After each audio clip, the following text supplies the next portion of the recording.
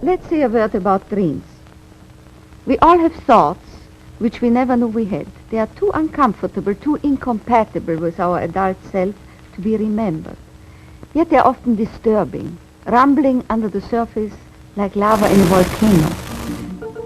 The dream is the royal road to these thoughts, the royal road to the unconscious. This is the story of how Sigmund Freud's ideas about the unconscious mind were used by those in power in post-war America to try and control the masses. Politicians and planners came to believe that Freud was right to suggest that hidden deep within all human beings were dangerous and irrational desires and fears. They were convinced that it was the unleashing of these instincts that had led to the barbarism of Nazi Germany. To stop it ever happening again, they set out to find ways to control this hidden enemy within the human mind.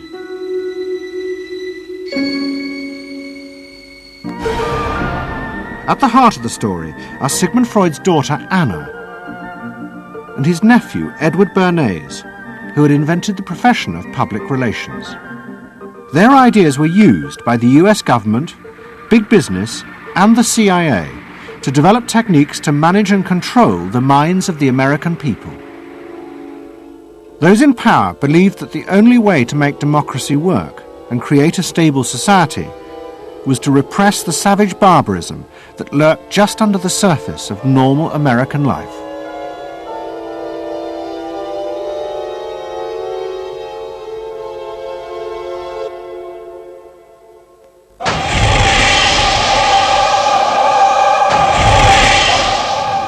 The story begins in the middle of the fierce fighting of the Second World War.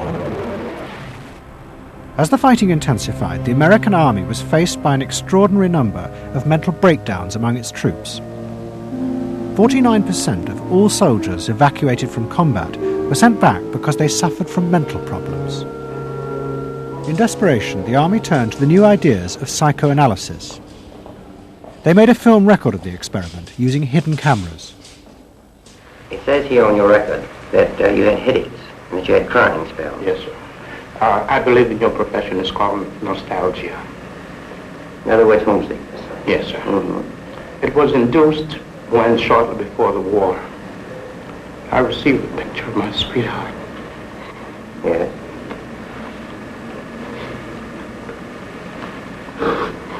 Mm-hmm.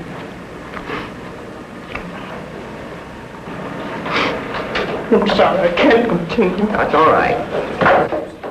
It was the first time that anyone had paid such attention to the feelings and anxieties of ordinary people. At the heart of the experiment were a number of refugee psychoanalysts from Central Europe. They worked with American psychiatrists to guide and shape the project. When I first came to America, I worked in the psychiatric service with soldiers trying to rehabilitate them. And I traveled in the train from the East Coast to the West Coast. I was enormously curious what goes on in all of those little towns that the train is passing. After my years in the army, I knew exactly what everybody was doing in the little towns.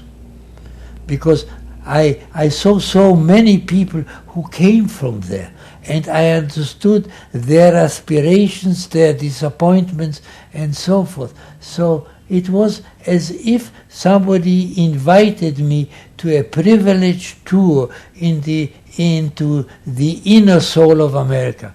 I'm not doing this deliberately, so Of course please you're believe me. not. I do believe you. A display of emotion is sometimes very helpful. I hope so, sir. Sure, it gets it off the chest. Well, sir, to be perfectly honest with you, I'm very much in love with my sweetheart. She has been the one person that gave me a sense of importance, in that through her cooperation with me, we were able to surmount so many obstacles.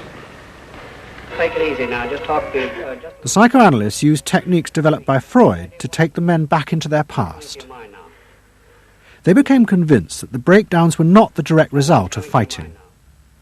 The stress of combat had merely triggered old childhood memories. These were memories of the men's own violent feelings and desires, which they had repressed because they were too frightening. Think deeply. Let's go back. When was it you... To the psychoanalysts, it was overwhelming proof of Freud's theory that underneath human beings were driven by primitive, irrational forces. You want that?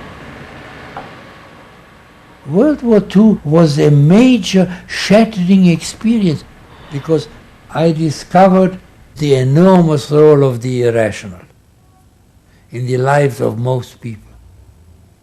That I can say, that I learned that the ratio between the irrational and the rational in America is very much in favor of the irrational. That there is much greater unhappiness, much more suffering, much more. A sadder country than one would imagine it from the advertisements that you get. A much more problematic country. Victory in the Second World War was celebrated as a triumph of democracy. But in private, many policymakers were worried about the implications of the analysis of the soldiers. It seemed to show that underneath every American were irrational, violent drives. What had happened in Germany seemed to bear this out. The complicity of so many ordinary Germans in mass killings during the war showed just how easily these forces could break through and overwhelm democracy.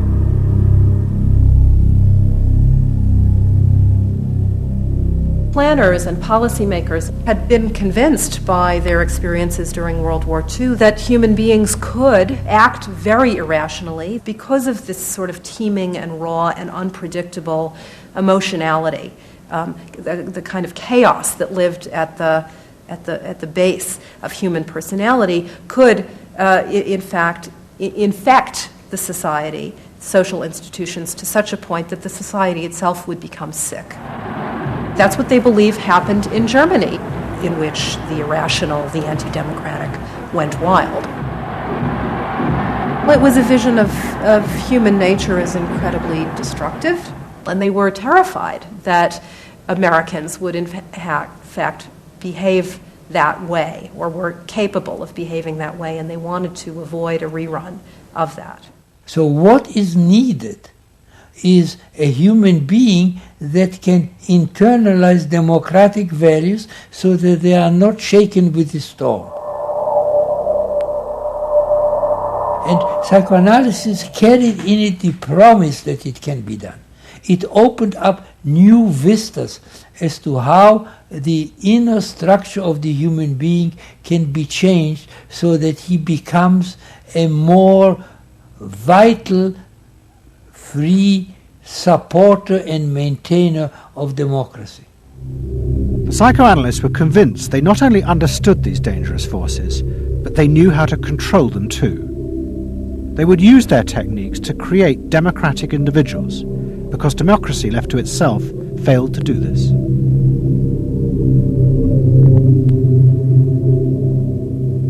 The source of this idea was not only Sigmund Freud, but his youngest daughter, Anna. She had fled with her father to London before the outbreak of war, and after he died, Anna Freud became the acknowledged leader of the world psychoanalytic movement. She saw her job as to fulfill her father's dream of making his ideas accepted throughout the world. At the center of the Freud movement stood Tante Anna, because she managed to work herself into that position. She was recognized as that, and not just because she was a daughter. She worked on that. She was rather forbidding. She was not, to me, a warm person, not an aunt you could kiss or put your arms around. Not at all. And her whole life rotated around the spreading of psychoanalysis. Freud himself had seen the role of psychoanalysis as allowing people to understand their unconscious drives. But Anna Freud believed it was possible to teach individuals how to control these inner forces. She had come to believe this through analysing children, above all the children of her close friend, Dorothy Burlingham. Dorothy Burlingham was an American millionairess who in the 1920s fled a failed marriage and brought her children to Anna Freud in Vienna. They were suffering terrible anxieties and aggression, but Anna Freud was convinced she could free them from this by changing the world around them. She thought that she could come in and into their environment, essentially, because they were children, you see. They didn't have independent lives of their own. She could go talk to the parents or the mother. She could go to the schools. She could influence their real world, the actual external world, to change their lives and to help them. And to change them as people? I think that was part of what her idea was, is that she felt that she could change them. From her analysis of the Burlingham children, Anna Freud developed a theory of how to control the inner drives. It was simple. You taught the children to conform to the rules of society. But this was more than just moral guidance. Anna Freud believed that if children like the Burlinghams strictly followed the rules of accepted social conduct, then as they grew up, the conscious part of their mind, what was called the ego, would be greatly strengthened in its struggle to control the unconscious. But if children did not conform, their ego would be weak, and they would be prey to the dangerous forces of the unconscious. In my father's case, they were concerned that he would be a homosexual. And so a lot of their efforts went into preventing or trying to stop my father from becoming a homosexual. Whether or not he would have or did, or it's unknown to me. Why did they want to stop him? Because they felt it was abnormal. It wasn't a normal way to develop. They wanted to have him develop along lines that society recognized to be normal. Because if they didn't, then you're going to be under the control of forces that you don't understand, that you're not even aware of. The analysis seemed to be a great success. And in the 30s, the Burlingham children had returned to America. They settled down to happy married lives in the suburbs. What they didn't realize was that their experience was about to become a template for a giant social experiment to control the inner mental life of the American population. In 1946, President Truman signed the National Mental Health Act. It had been born directly out of the wartime discoveries by psychoanalysts that millions of Americans who had been drafted suffered hidden anxieties and fears. The aim of the act was to deal with this invisible threat to society. Shocked by the appalling percentage of the emotionally unstable revealed by the World War II draft figures, Congress in 1946 passed the National Mental Health Act, which recognized for the first time that mental illness was a national problem. Keenly aware of the tremendous problems ahead is Dr. Robert H. Felix, director of the vast new project. A primary objective of the National Mental Health Program is to increase our fund of scientific knowledge about mental health and about mental illness. We're not doing this. Why? Because there are all too few skilled mental health workers. Two of the principal architects of the Act were the Menninger brothers, Carl and Will.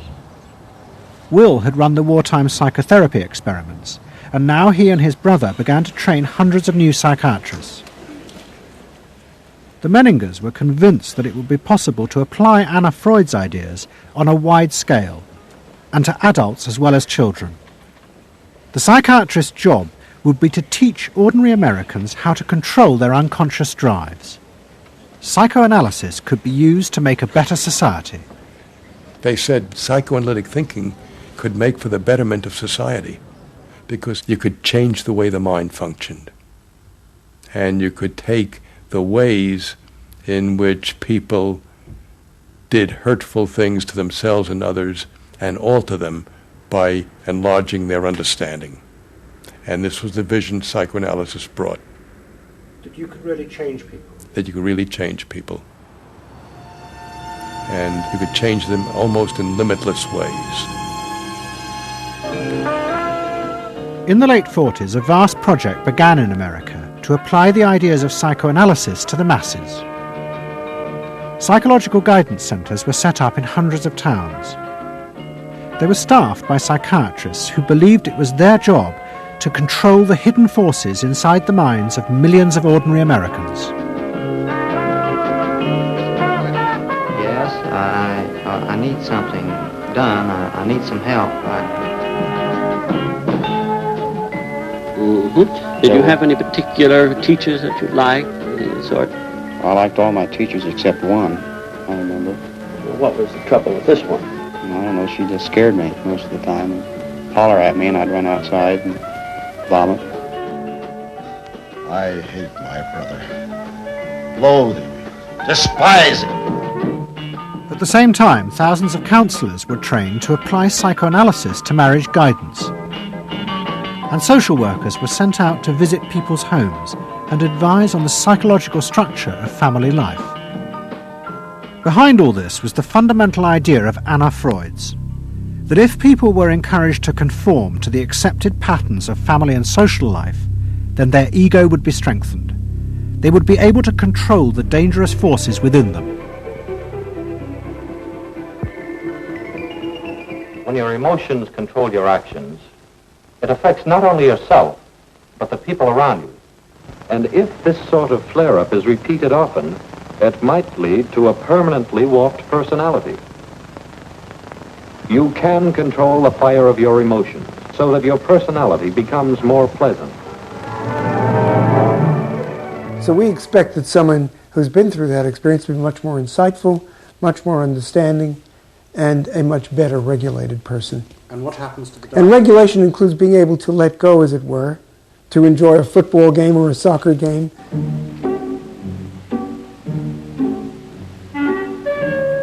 A more understanding, yes, rational, but also appropriately emotional person. The regulatory aspects of the human mind would really be in charge. Instead of being overwhelmed by our passions and by our darker impulses. That one would be master or mistress of one's own passions. They just felt that the road to happiness was in adapting to the external world in which they lived. That people could be uncrippled from their own neurotic conflicts and impulses, that they would not engage in self-destructive behavior, that they would in fact adapt to the reality about them. They never questioned the reality.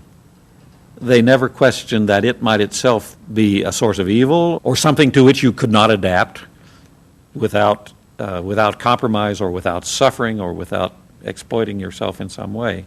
So there was this fit with the politics of the day. And a balance of emotions is important to a well-rounded personality. But it was only the beginning of the rise to power of psychoanalysis in America.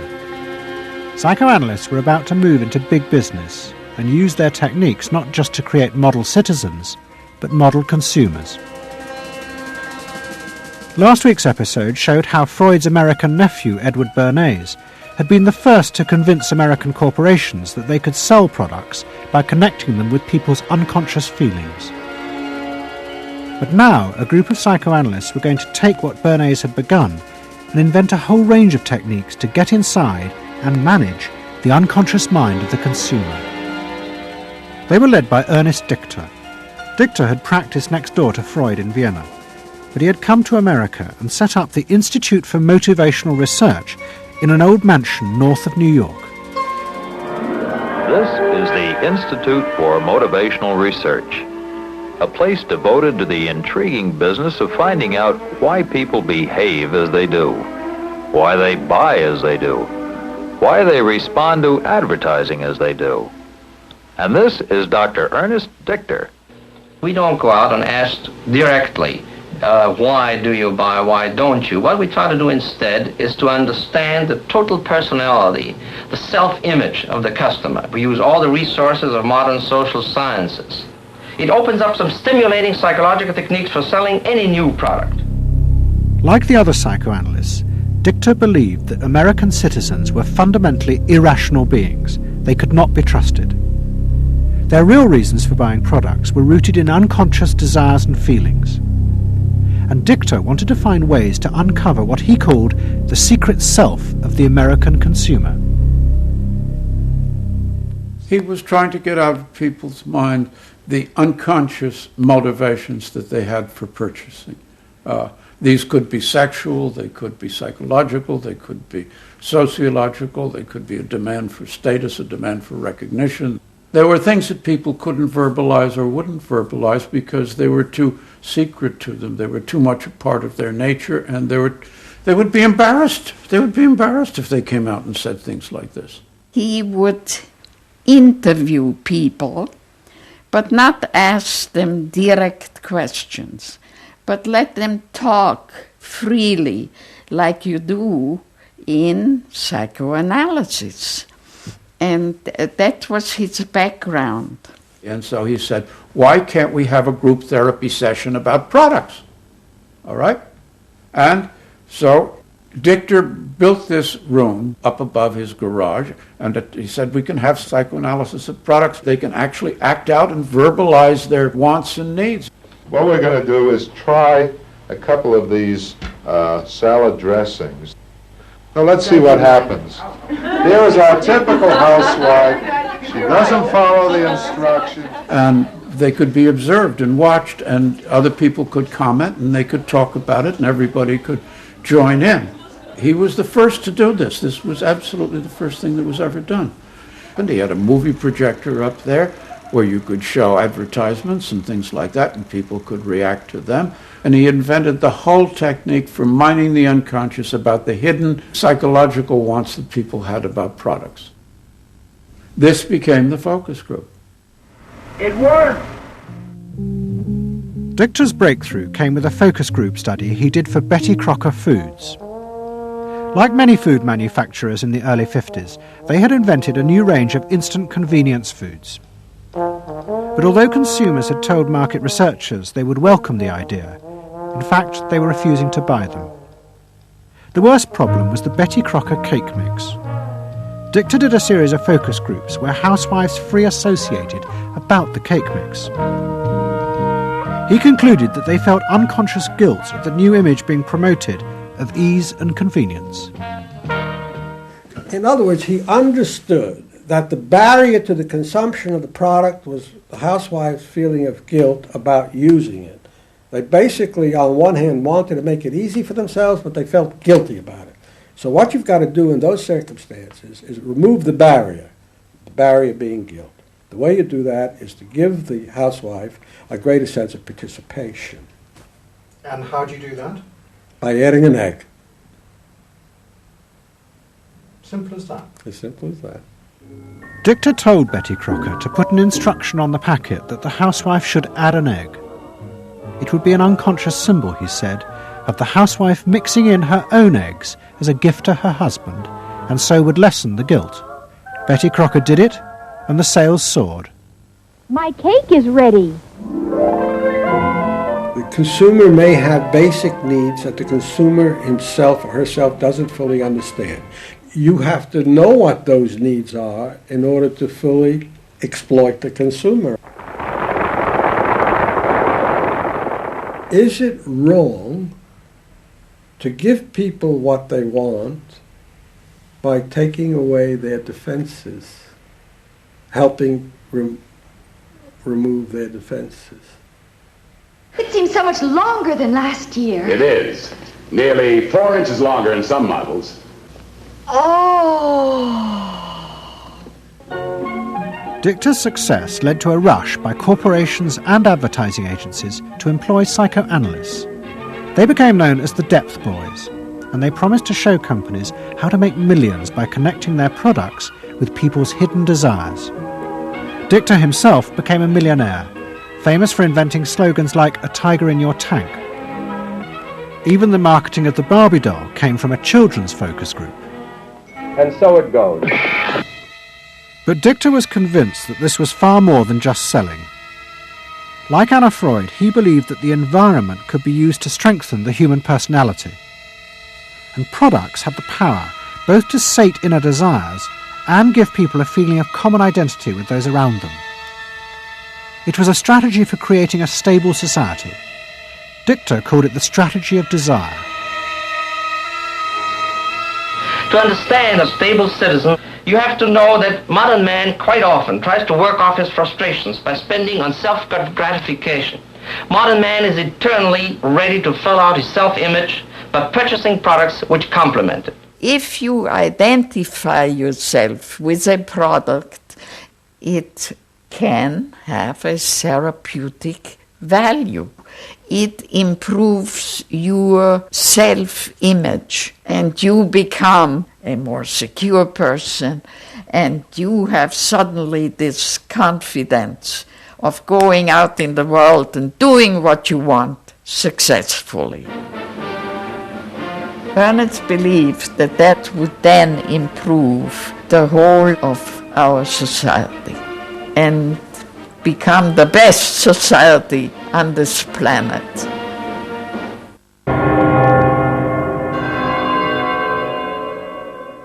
By the early 50s, the ideas of psychoanalysis had penetrated deep into American life. The psychoanalysts themselves became rich and powerful. Many had consulting rooms overlooking Central Park in New York. Politicians and famous writers like Arthur Miller and Tennessee Williams became their patients. They were seeking not just help, but to understand the hidden roots of human behavior. We were sought after. Washington was interested in what we think. You know, the important writers, important politicians were undergoing psychoanalysis. It was, we had waiting lists because there were so many patients that wanted to be analyzed. So it gave us a little bit of a swellhead. And as the psychoanalysts' ideas took hold in America, a new elite began to emerge in politics, social planning, and in business. What linked this elite was the assumption that the masses were fundamentally irrational. To make a free market democracy like America work, one had to use psychological techniques to control mass irrationality. They actually believed that this elite was necessary because individual citizens were not capable, if left alone, of being democratic citizens. The elite was necessary in order to create the conditions that would produce individuals capable of behaving as a good consumer and also behaving as a democratic citizen. They didn't see their activities as anti-democratic, as undermining the capacity of individual citizens for democracy. Quite the opposite.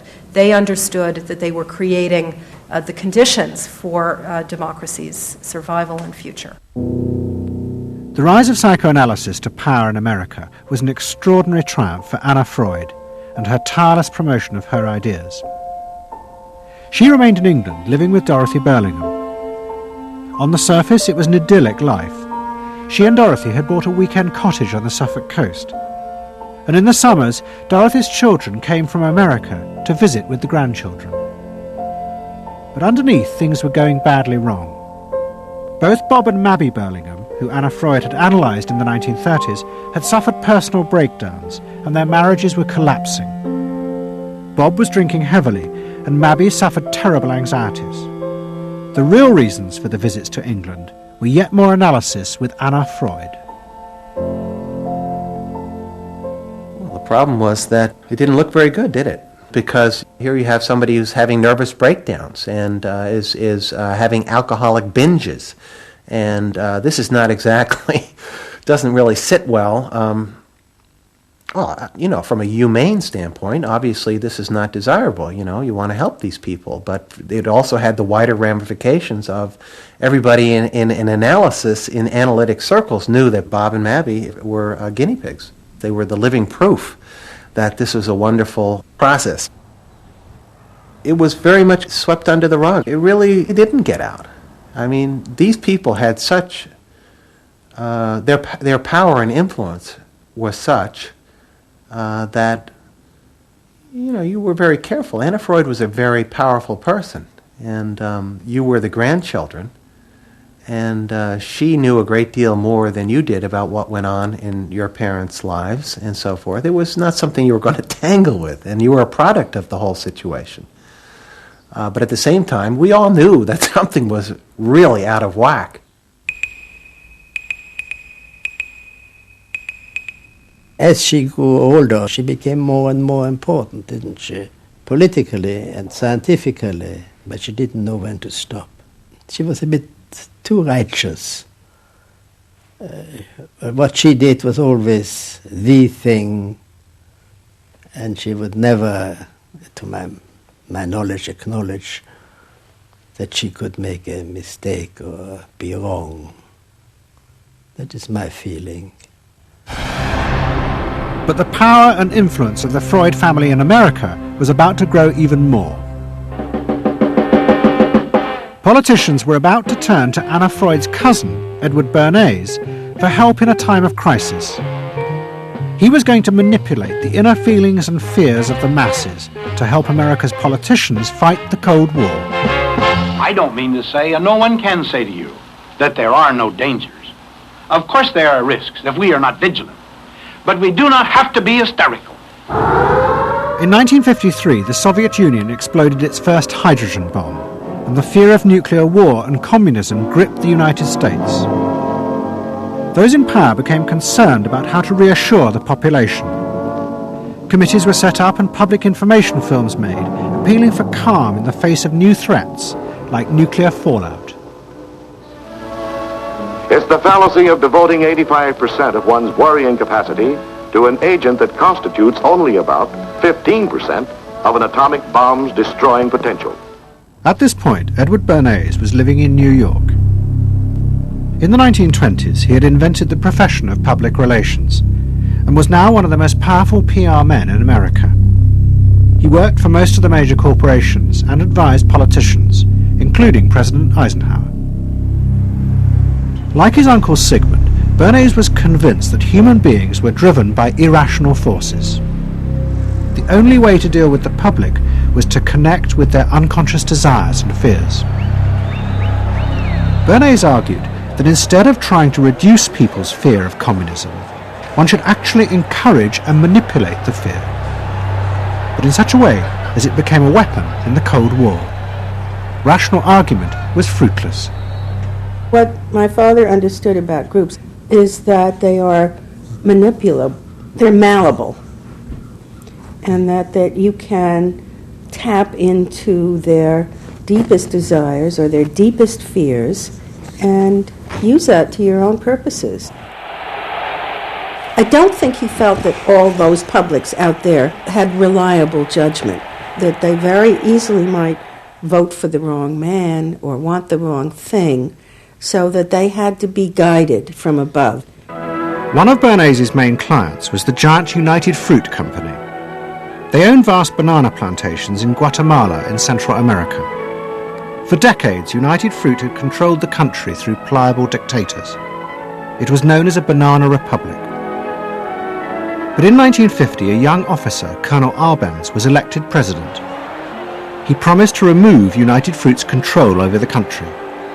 And in 1953, he announced the government would take over much of their land. It was a massively popular move, but a disaster for United Fruit, and they turned to Bernays to help get rid of Arbenz. United Fruit brings in Bernays, and he basically understood that what United Fruit Company had to do was change this from being a popularly elected government that was doing some things that were good for the people there into this being very close to the American shore, a threat to American democracy, that it being at a time in the Cold War when Americans responded to issues of the Red Scare and what communism might do, he was trying to transform this and brilliantly did transform it into an issue of a communist threat very close to our shores, taking United Fruit again as a commercial client out of the picture and making it look like a question of American democracy, American values being threatened. In reality, Arbenz was a democratic socialist with no links to Moscow. But Bernays set out to turn him into a communist threat to America. He organized a trip to Guatemala for influential American journalists. Few of them knew anything about the country or its politics. Bernays arranged for them to be entertained and to meet selected Guatemalan politicians who told them that Arbenz was a communist controlled by Moscow. During the trip, there was also a violent anti-American demonstration in the capital. Many of those who worked for United Fruit were convinced it had been organized by Bernays himself. He also created a fake independent news agency in America called the Middle American Information Bureau.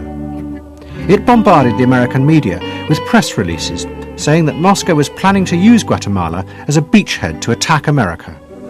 All of this had the desired effect.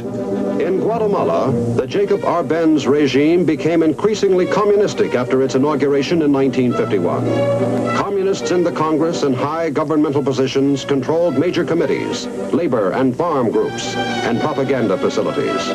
They agitated and led in demonstrations against neighboring countries and the United States.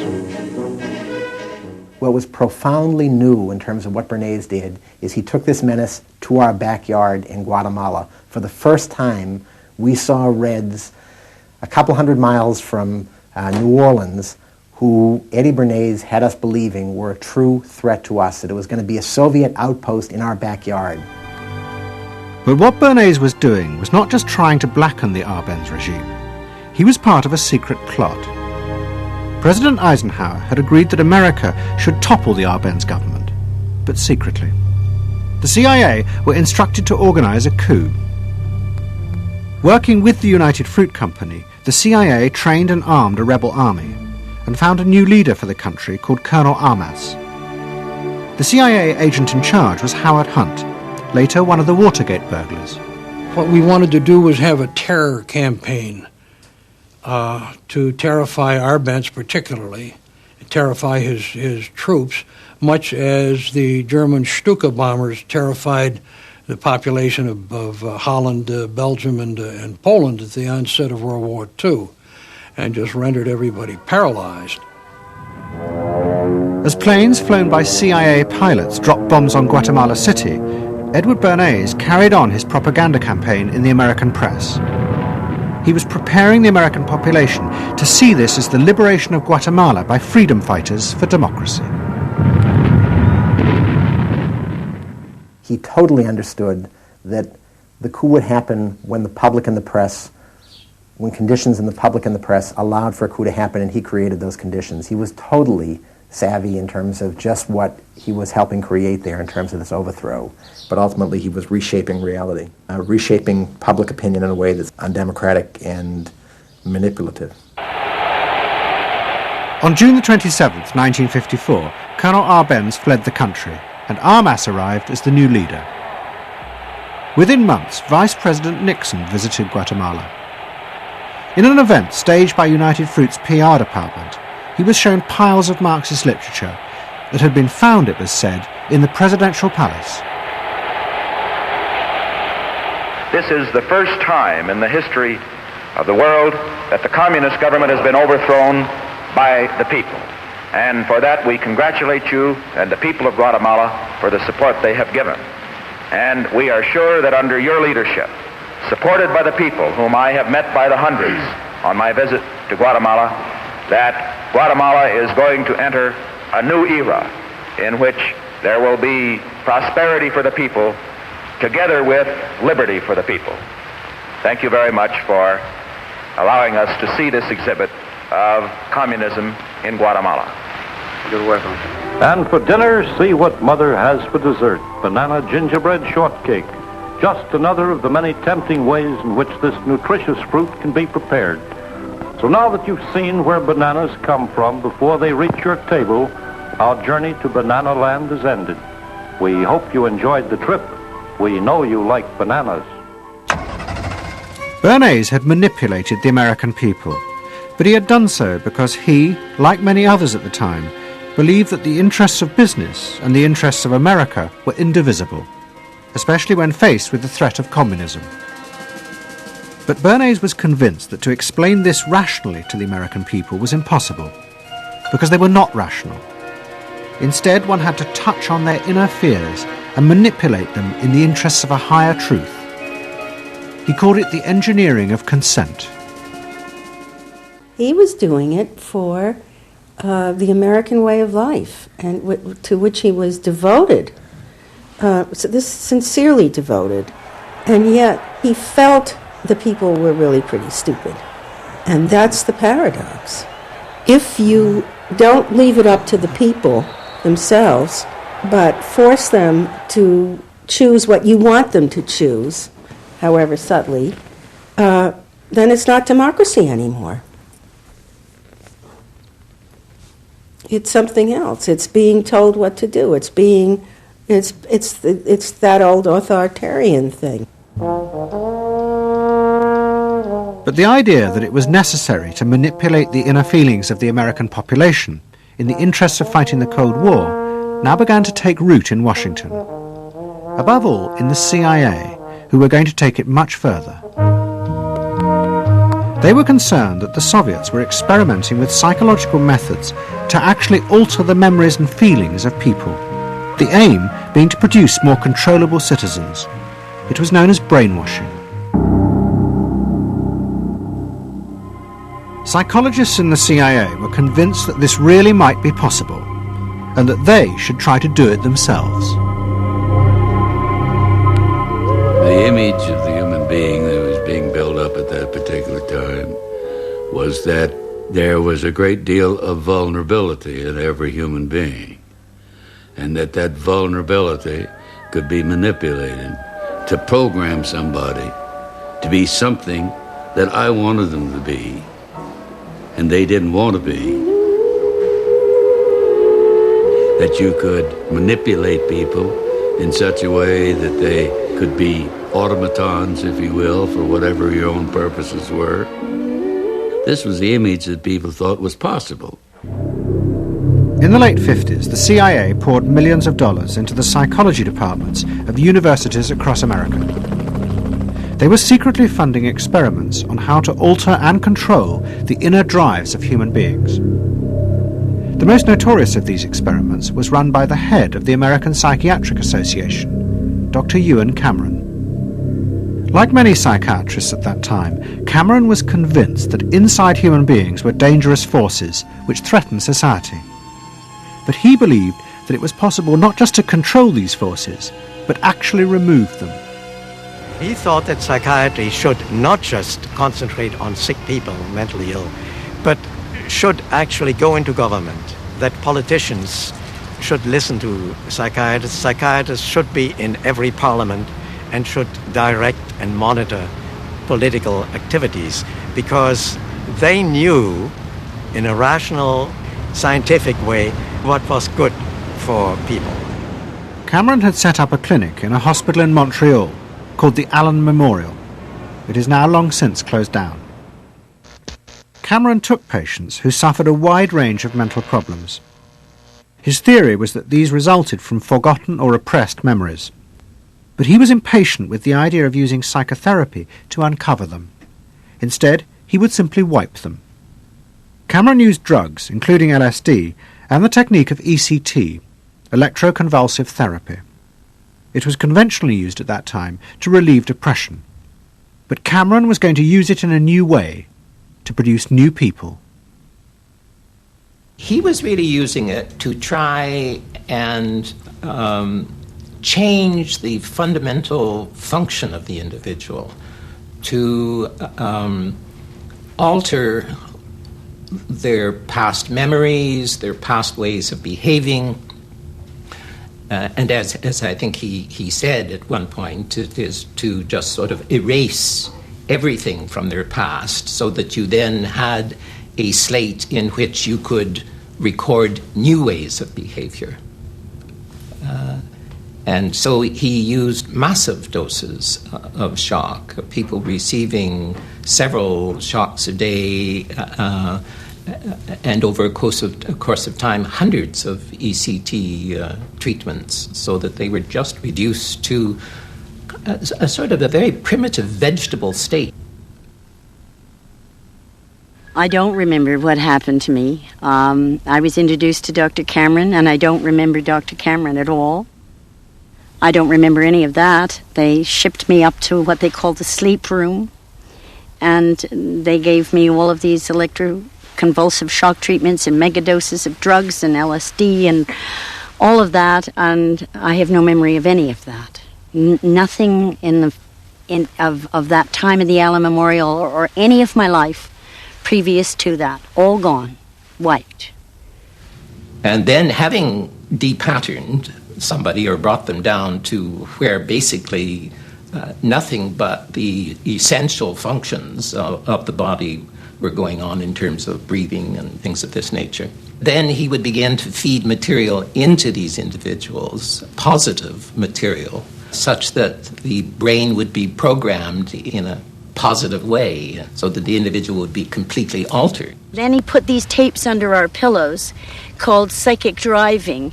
He would then put back into this empty brain a program of whatever sort he decided upon, and the people like myself would wake up another person, I guess. In fact, Cameron's experiments were a complete disaster. All he managed to produce were dozens of individuals with memory loss, and the ability to repeat the phrase, "I am at ease with myself." And it was not an isolated case. Almost all the experiments the CIA funded were equally unsuccessful. Despite their ambitions, American psychologists were beginning to find out how difficult it was to understand and control the inner workings of the human mind. We had been really chasing a phantom, if you will, an illusion, that the human mind was more capable of manipulation from the outside by outside factors than it is. We found out that the human being is an extremely complex thing. There were no simple solutions. But you've just got to bear in mind that these were very strange times. The psychoanalysts had come to power in America because of their theory that they knew how to control the dangerous forces inside human beings. But now the psychoanalysts were about to face a high-profile failure that would lead people to begin questioning the very basis of their ideas.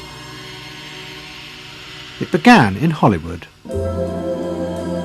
The film industry had become fascinated by psychoanalysis, and Anna Freud was a powerful influence on dozens of analysts in Los Angeles.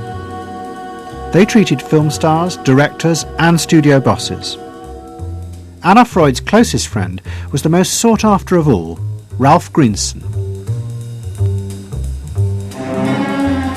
And in 1960, the most famous star in the world turned to Greenson for help. Marilyn Monroe was suffering from despair and had become addicted to alcohol and drugs. Well, when I walked in to dinner, here was Marilyn Monroe. And I'd made a picture with her called All About Eve. This is dinner at Ralph Greenson's? Yes. And the only thing was that Ralph was trying to show her, Romy, I never called him Ralph in my life, Romy was trying to show her that the way a family life ought really to be. So we were walking the dog after us. I said, "What the hell are you doing here?" I said, "You never asked me to dinner." And he said, "You weren't that sick." And I said, "Oh, no." He said, "The point is just this child has no frame of reference. In other words, she doesn't know what the goal is." What Greenson did was follow Anna Freud's theory. If Marilyn Monroe could be taught to conform to what society considered a normal pattern of life, that would help her ego control her inner destructive urges. But Greenson pushed it to an extreme. He persuaded Monroe to move into a house nearby that was decorated like his own. He then took her into his own family life, and he, his wife, and his daughter played at being Monroe's own family. Greenson himself would become the model of conformity. And so this someone whom she regarded as important and whom she idealized, if he turned out to be a very gratifying father figure, her ego would benefit from that. That was the theory. His wife and children, everyone was involved in it. They were strengthening the person. They were strengthening the mind. They were strengthening the agent that controls inner life against adversity, against insufficiency, against too much frustration. So that Marilyn Monroe would no longer be a helpless person looking for love. She'd have enough love. But despite all his efforts, Greenson was unable to help Marilyn Monroe. On August the 5th, 1962, she committed suicide in her house. The suicide shocked many in the analytic community, including Anna Freud. And high-profile figures in American life, who had previously been enthusiasts for psychoanalysis, now began to question why psychoanalysis had become so powerful in America. Was it really because it benefited individuals? Or had it in fact become a form of constraint in the interests of social order? The critics included Monroe's ex-husband, Arthur Miller. My argument with so much psychoanalysis is the preconception that suffering is a mistake, or a sign of weakness, or a sign even of illness, when in fact, possibly the greatest truths we know have come out of people's suffering. That the problem is not to undo suffering or to wipe it off the face of the earth, but to make it inform our lives, instead of trying to cure ourselves of it constantly and avoid it, and avoid anything but that lobotomized sense of what they call happiness. There's too much of an attempt, it seems to me, to think in terms of controlling man rather than freeing him, of defining him rather than letting him go. Mm-hmm. And it's part of the whole ideology of this age, which is power mad. Hey, have you heard about the crazy new way to send a message today? It flashed on a screen too quick to see, but still you get it subliminally. At the same time, an onslaught was launched on the way psychoanalysis was being used by business to control people. The first blow came with a bestseller, The Hidden Persuaders, written by Vance Packard. It accused psychoanalysts of reducing the American people to emotional puppets, whose only function was to keep the mass production lines running. They did this by manipulating people's unconscious desires to create longings for ever new brands and models. They had turned the population into unwitting participants in the system of planned obsolescence. The second blow came from an influential philosopher and social critic, Herbert Marcuse. He had been trained in psychoanalysis. This is a childish application of psychoanalysis, which does not take at all into consideration the very real political systematic waste of resources, of technology and of the productive process. For example, planned obsolescence. For example, the production of innumerable brands and gadgets who are, in the last analysis, all the same. The production of innumerable different marks of automobiles. And this prosperity at the same time, consciously or unconsciously, leads to a kind of schizophrenic existence. I believe that in this society an incredible quantum of aggressiveness and destructiveness is accumulated precisely because of the empty prosperity, which then simply erupts.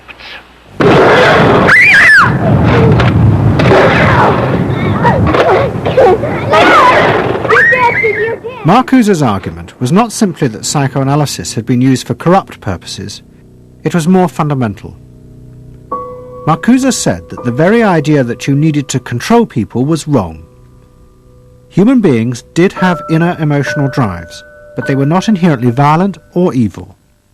It was society that made these drives dangerous by repressing and distorting them. Anna Freud and her followers had increased that repression by trying to make people conform to society. In so doing, they made people more dangerous, not less. Marcuse challenged that social world, and he said that's a world that should not be adapted to. And in fact, what the individual was adapting to was corrupt and evil and corrupting. In other words, he switched the source of evil from inward conflict to the society itself. That the sickness of society lay at the societal level, not at the sickness of human beings in it. And if people did not challenge that, then they were, in fact, submitting to evil.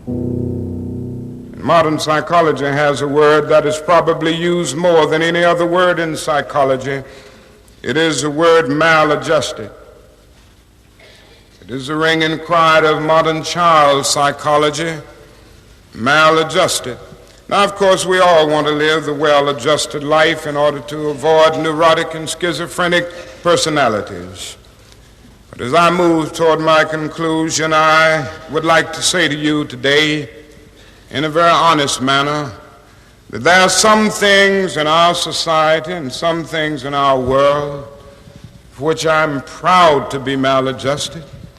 And I call upon all men of goodwill to be maladjusted to these things until the good society is realized. I must honestly say to you that I never intend to adjust myself to racial segregation and discrimination. I never intend to adjust myself to religious bigotry. I never intend to adjust myself to economic conditions that will take necessities from the many to give luxuries to the few and leave millions of God's children smothering in an airtight cage of poverty in the midst of an affluent society. The political influence of the Freudian psychoanalysts was over. Instead, they were now accused of having helped to create a repressive form of social control. Anna Freud and Dorothy Burlingham lived on in Sigmund Freud's old house in London. In 1970, Dorothy's son Bob died of alcoholism. And in 1973, his sister Mabby returned for yet more analysis with Anna Freud. She went back for more analysis. She was living at 20 Marisville Gardens in the Freud house, as I guess she did when she wasn't with her husband, and she committed suicide. She took an overdose of sleeping pills. In Freud's own house? In Freud's own house, right.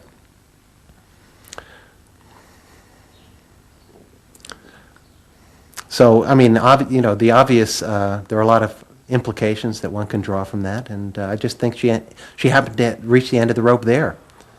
Although it would seem to be a very pointed act. Obviously, suicide is a very politicized act, and to do it in Sigmund Freud's own house is certainly different from doing it in Riverdale back in New York.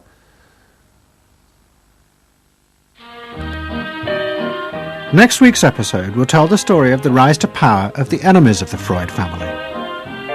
They believed that the way to build a better society was to let the self free.